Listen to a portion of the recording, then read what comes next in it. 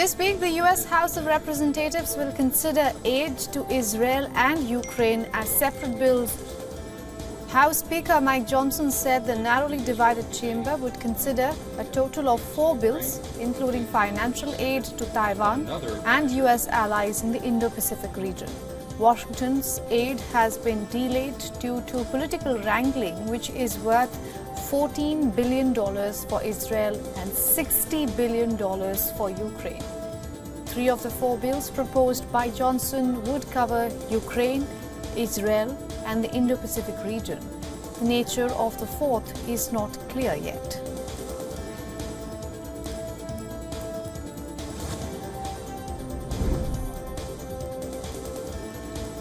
President Joe Biden gave a warm welcome to Czech Prime Minister.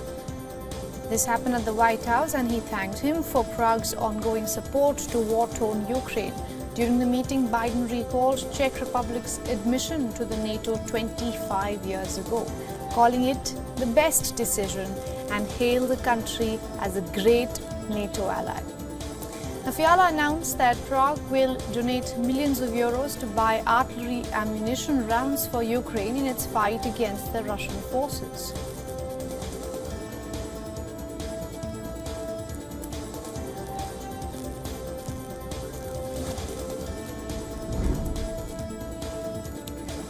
The United States ambassador to the United Nations has urged Russia and China to stop shielding North Korea from sanctions, evading activities over its weapons program. The U.S. envoy, Linda Greenfield, said that Washington has always urged Pyongyang to reject provocation and embrace dialogue. Greenfield further said that the U.S. will work with South Korea, Japan, and other allies at the Security Council to look at ways to continue monitoring sanctions enforcement.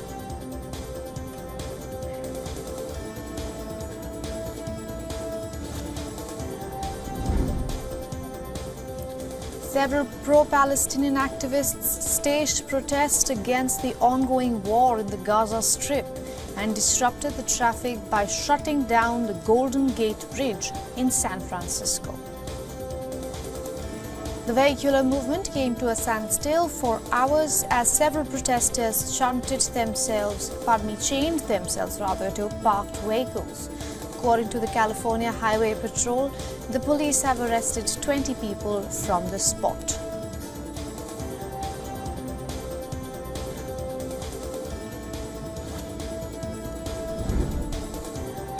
The Federal Bureau of Investigation, FBI, has opened a criminal investigation into the Baltimore bridge collapse that took place on March 26th, killing 6 people. Notably, the body of 4th victim has also been recovered. The Key Bridge Unified Command issued a statement that says the divers spotted what they believe to be a missing construction vehicle inside, which they found the body. On March 26, the Francis Scott Key Bridge collapsed into the Patapsco River in the early morning after a massive container ship lost control.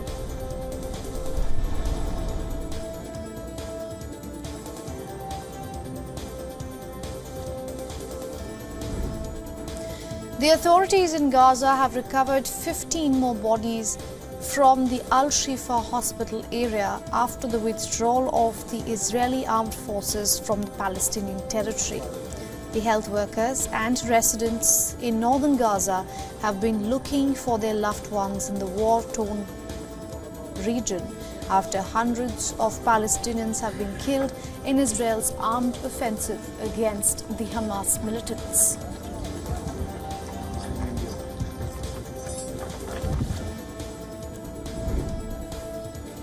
German Chancellor Olaf Scholz has arrived in Beijing, marking the 3rd stop on his 3-day state visit to China. Scholz was greeted by Chinese Vice Foreign Minister Deng Li at the airport.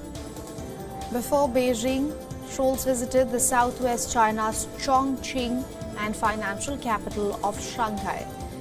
Beijing and Berlin are marking the 10th anniversary of the establishment of all-round strategic partnership this year.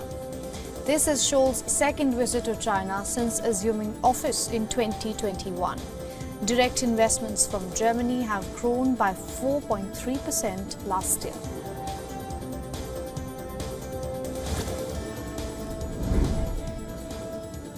Thousands of Georgians have hit the streets against the bill on foreign agents, termed as Russian-inspired by the critics.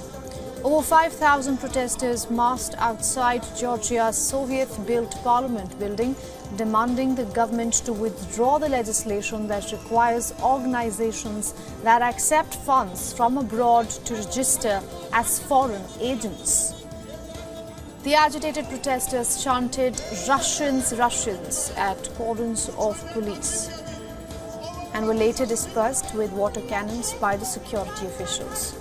The ruling Georgian Dream Party said that it would reintroduce the bill 13 months after it was shelved due to protests.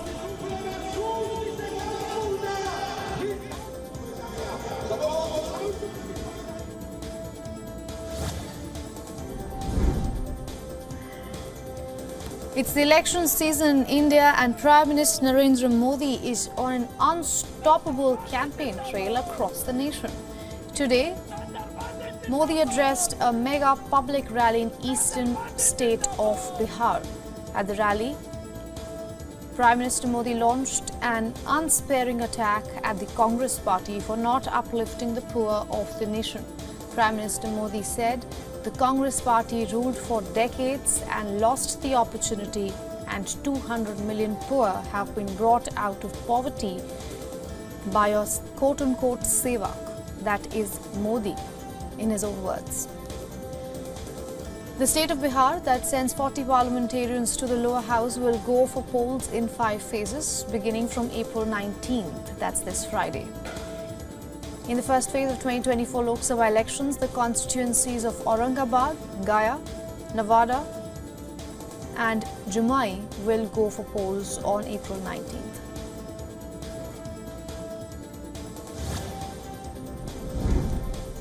Congress leader and Wayanad MP Rahul Gandhi held a mega public rally in Kerala's Kozhikode, where he launched a scathing attack on the BJP and the Prime Minister Narendra Modi. Rahul Gandhi hit out at Prime Minister, saying that Modi's goal is to distract the people of India from real issues such as inflation and unemployment.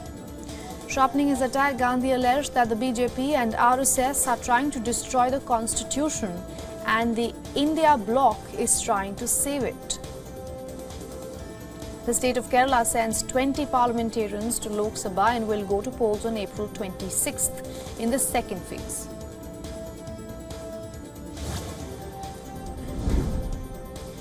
Union Home Minister addressed a public meeting in Jammu's Palora, where Amit Shah rigged up the issue of Article 370 abrogation and said that the people of Jammu and Kashmir have benefited the most in 10 years of Narendra Modi-led NDA government, and the days of blasts and stone pelting have gone along with the Article 370.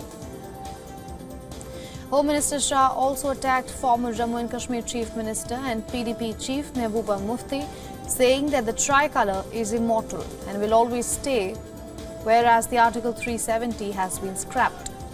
The Union Territory of Jammu and Kashmir sends 5 parliamentarians to the Lok Sabha, and in this election the voting will be split into 5 phases from April 19th to May 20th.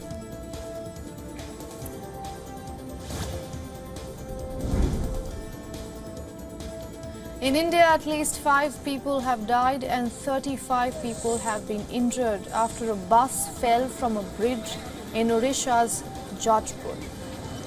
According to the police, the incident took place last night after 9 p.m.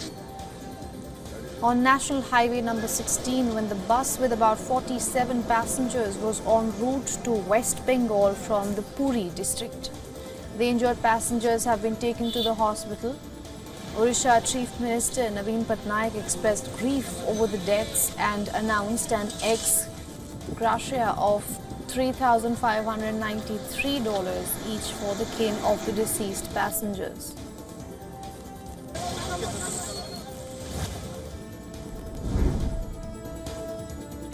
Ahead of the Iranian President Ibrahim Raisi's state visit to Pakistan, Pakistan's Defence Minister Khwaja Asif has said that Islamabad is in a position to complete the Pakistan-Iran gas pipeline project with Tehran.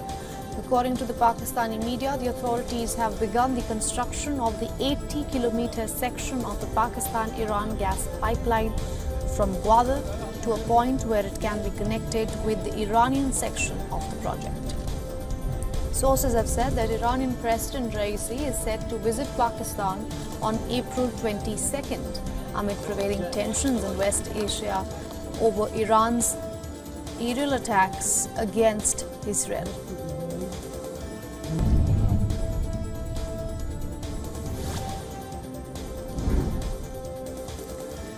The criticism and reactions continue to grow after Iran's aerial attack against Israel that it calls retaliatory. South Korean President Yoon Suk-yeol has now said that there should be preemptive response to any risk factors arising from the tensions in the West Asian region due to Seoul's energy dependence on the region. Tensions in West Asia have a direct impact on the international oil prices that has a significant impact on the South Korean economy and supply chain. Yoon also said that Strait of Hormuz is the transport corridor for 60% of the oil imported by South Korea.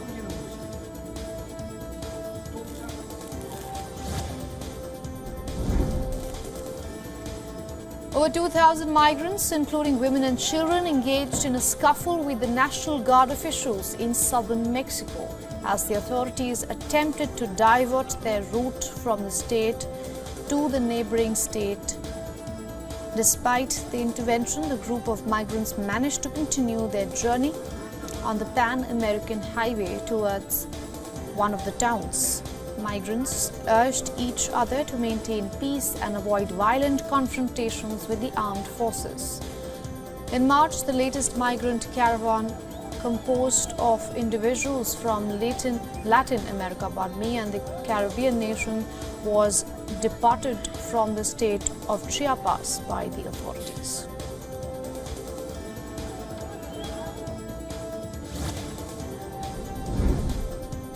A helicopter has crashed in southern Mexico City, killing the pilot and the 2 passengers on board.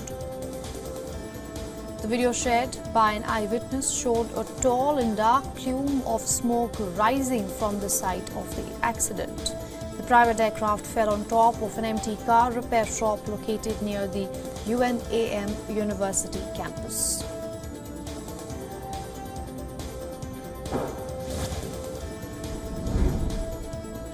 Meta Platforms has announced the temporary shutdown of its social media platform, Threads, in Turkey. The shutdown from April 29th is to comply with a Turkish Competition Authority order. Last month, the country's competition authority imposed an interim measure on Meta to prevent data sharing between Instagram and Threads. The shutdown comes amid an investigation into Meta's potential abuse of market dominance. However, Meta has assured its users in Turkey that other platforms like Facebook, Instagram, and WhatsApp would not be affected by the shutdown.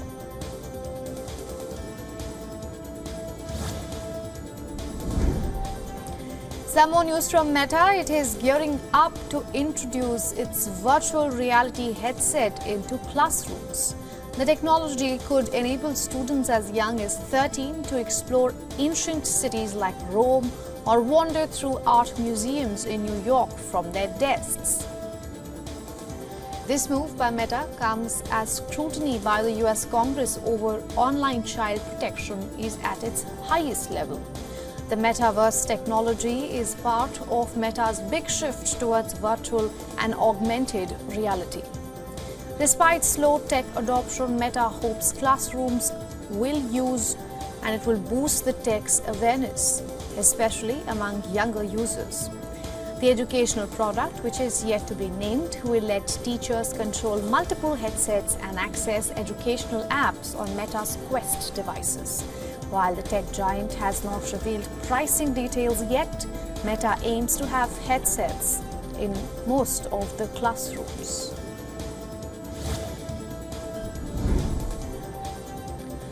According to Counterpoint Research, a global technology market research firm, smartphones with generation AI features will see a 4x growth by 2027. Gen AI-capable smartphone shipments will reach 11% by the year 2024. It is expected to see a 43% growth by 2027. That is more than 550 million units by 2027. Currently, AI is available only on Android devices. The report suggests that once Apple enters the segment, artificial intelligence technology will become a must-have feature in all mid to premium smartphone models. According to reports, Apple is set to introduce advanced AI features for its smartphones during the Worldwide Developers Conference this year in the month of June.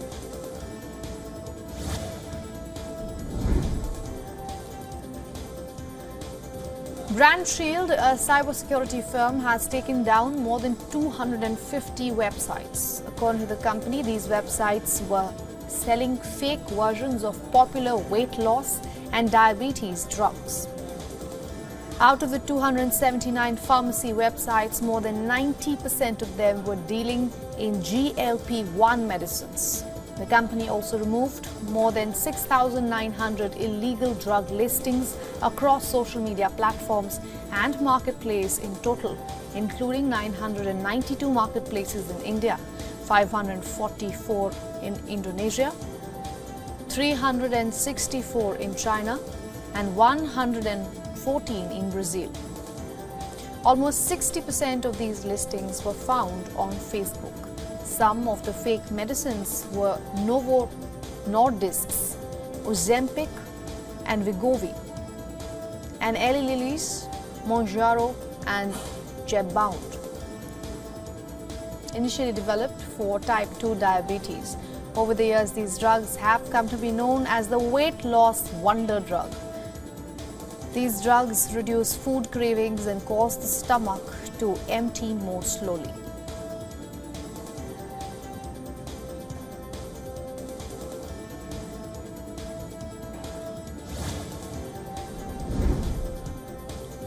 A blaze erupted at Copenhagen's historic old stock exchange building on Tuesday.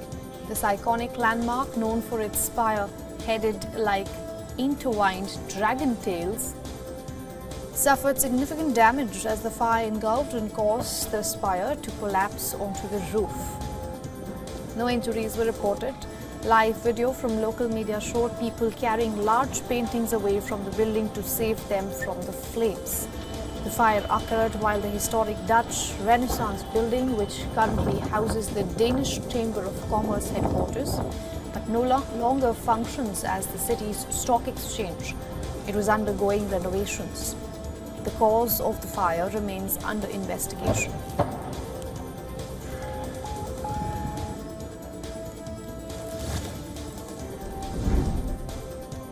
Baidu's AI chatbot is surging in China, reaching 200 million users.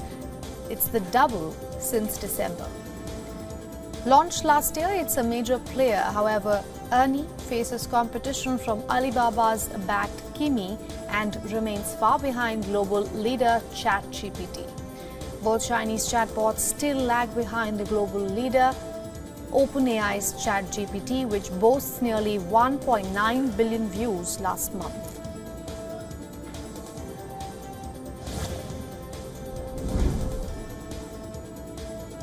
The Meta platform CEO Mark Zuckerberg won the dismissal of social claims in a dozen lawsuits accusing him of concealing from the public that Facebook and Instagram were harmful to children.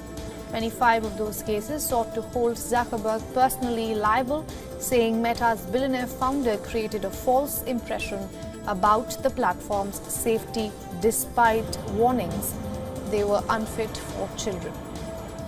The plaintiffs argued that his public stature and outsized role as the trusted voice on all things Meta created a duty under several states' laws for Zuckerberg to speak fully and truthfully on the risks its products pose to children.